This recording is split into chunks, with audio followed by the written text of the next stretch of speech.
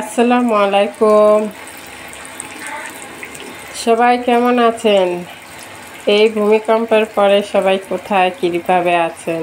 আসলে বহু বছর পর এরকমের একটা ভূমিকম্প দেখলাম, কিন্তু আমার না কেমন একটা খারাপ অভ্যাস। আমি কিন্তু এই ভূমিকম্প হইলে ঘরের থেকে বাইরে হই না। বাইরে হয়ে কী করবো বলেন তো?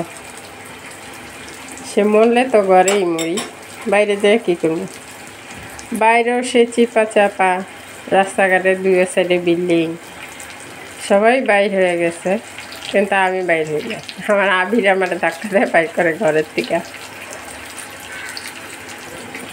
আল্লাহর কাছে লাখ লাখ শুক্রিয়া যে আল্লাহ আমাদের সবাইকে হেফাজত করছেন। এত বড় একটা বিপদ দেখাও, বিপদ দিয়াও তিনি আবার হেফাজত করছেন সবাই। আল্লাহর কাছে শুক্রিয়া আদায় করি।